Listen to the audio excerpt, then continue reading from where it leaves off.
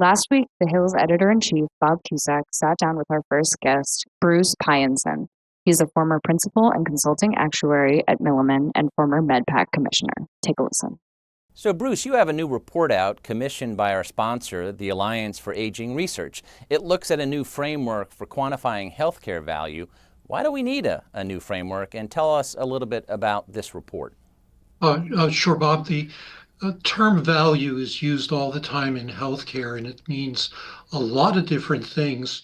But from our perspective, we're trying to come up with a notion of a value that reflects the comparison to of the underlying usefulness of a technology or a service in healthcare, so that a buyer, a payer, a government entity, or public health agency can say this is high value or something else is low value.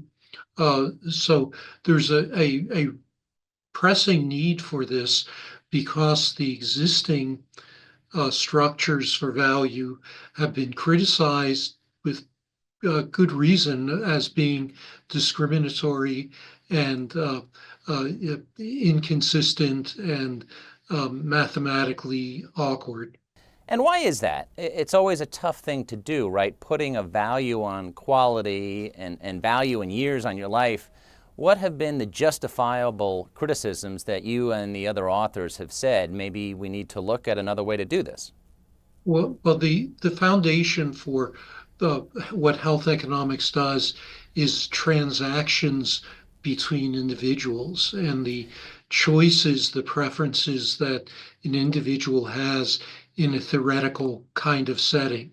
For example, the choice might be, would you rather live um, 2 years in perfect health or 4 years in a wheelchair? And of course, these kinds of surveys and these kinds of choices are hypothetical, and the kinds of results that come out of those uh, don't make a lot of sense. The various tools that are used are often conflicting with one another. And as we know from uh, behavioral economics, that people have other reasons for making choices. So economists often consider real human beings to be irrational. So we need a different framework than the one that health economics has relied on. It's called quality adjusted life years. Uh, we could get into what that means, but we need a framework that reflects what society actually does and what it values. Right?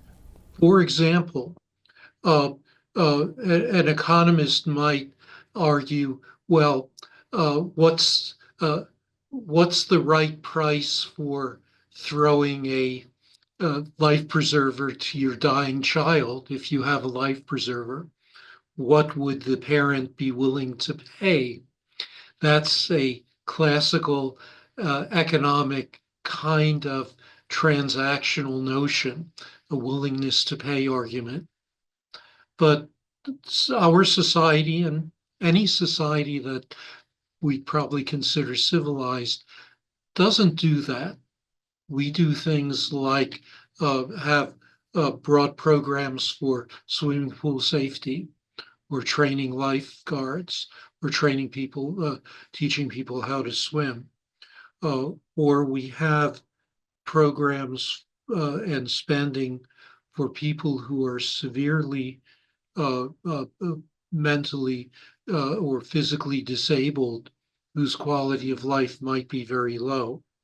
We do that as part of the fabric of society. And what we're proposing to do is to look at how real healthcare outcomes change based on standard of living, and to use standard of living as a metric to set value on hopefully improving outcomes. And is there a chance that the government will shift? And should they? Looking at your framework, it seems like you've got more nuance and comprehensiveness.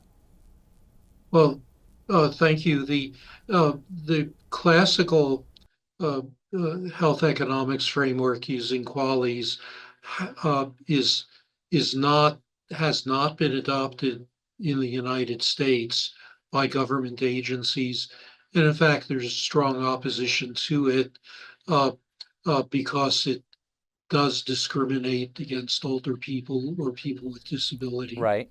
So happily, the U.S. government hasn't adopted that approach, but still, it is there's a pressing need to put some rigor on value. Uh, uh, you people hear the term all the time, and unfortunately, uh, it can mean a lot of different things to different people. And how does the Inflation Reduction Act fit into this? I've covered healthcare for a long time, came to the Hill covering healthcare.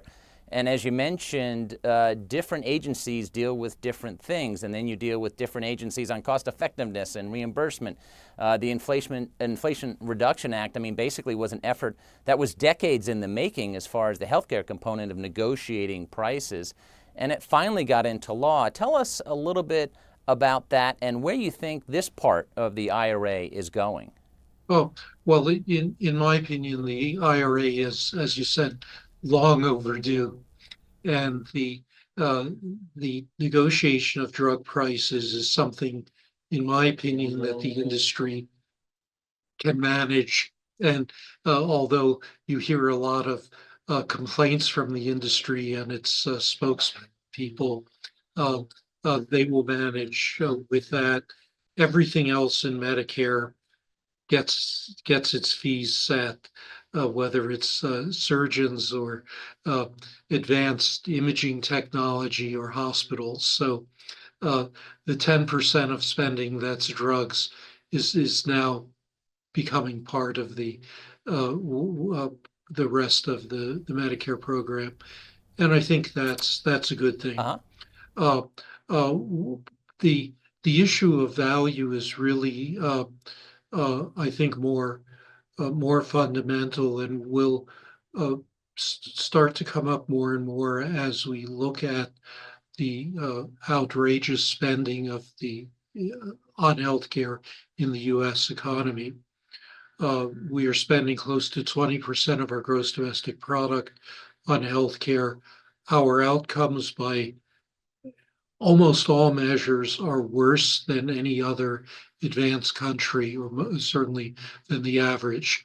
So the spending on healthcare is actually uh, making health worse in the U.S. in the following way. It turns out that uh, health care itself, medical care, is not the biggest determinant of how healthy people are. The biggest determinant of how healthy people are is their standard of living and their education and their housing, their wages, their opportunity for recreation, transportation. It's those socioeconomic drivers that are much more important for health outcomes. And as we spend more and more in healthcare, there's less to spend on these other items that are actually more important for health. And You that, mean like other countries? And when we say we're not getting bang for our buck, basically, is that what you're saying? The outcomes are not that good? When you were coming up with your framework, did you look at other countries or learning lessons internationally that other countries and say, hey, well, they do it better? uh, there's lots of other studies that have looked at that. I mean, a huge number. What I have identified as a key difference in the US and elsewhere is the role of intermediaries, middlemen, and the Inflation Reduction Act does take some steps to identify those, but I think that's a broader issue, perhaps a topic for another time. Where do you see the future of the IRA and these Medicare drug provisions? Obviously, Republicans are not fans of the IRA. I think they want to repeal it.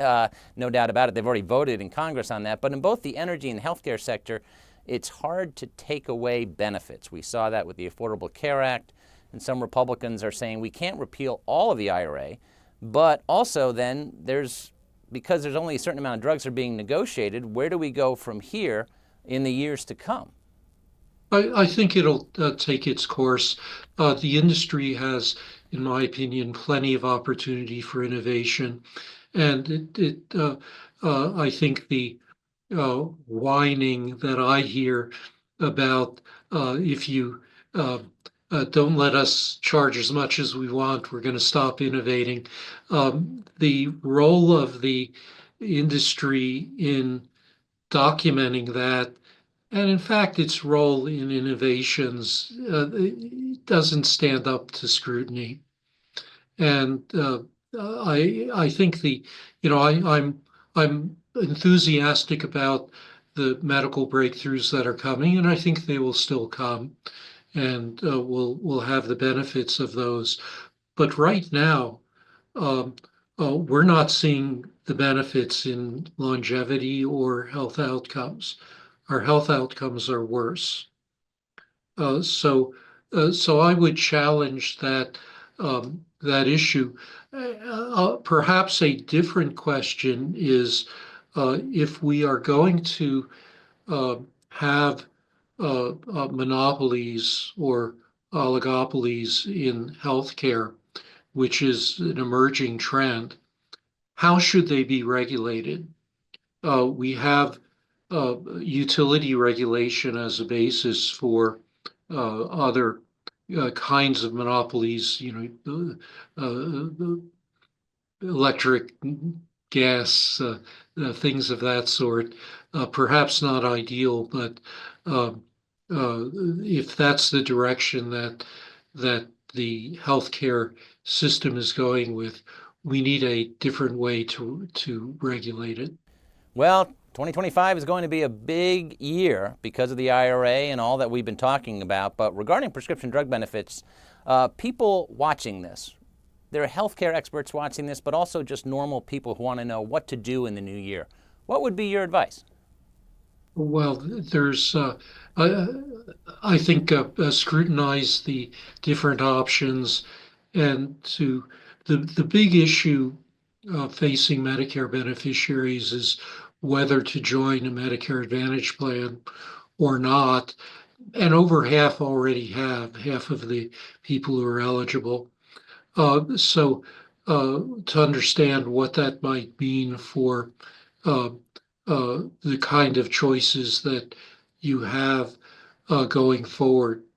I think there's certainly uh, reasons to think about traditional Medicare fee for service, and there's also advantages in the Medicare Advantage program. There's general acknowledgement that Medicare Advantage is being overpaid by a lot. And I recently completed 6 years as a commissioner on MedPAC, the Medicare Payment Advisory Commission, has been very, very, has had very interesting and clear analytics on this.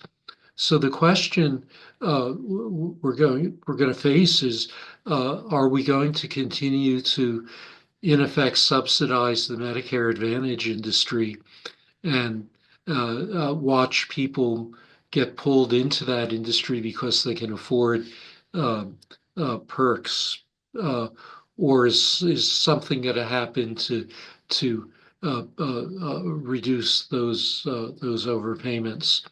So I think that's going to be the big issue unfolding. Uh, it's navigating the healthcare system in the U.S. is not easy. Uh, whether in the commercial world or in the Medicare world, and that's something that hopefully will get better in the coming years. Yep, absolutely. Going to be a big policy making year on Capitol Hill next year, whether it's healthcare and Medicare benefits and others. Bruce, thank you for your insight. Thank you so much for joining us today. Well, thank you very much, Bob. Look forward to talking to you again.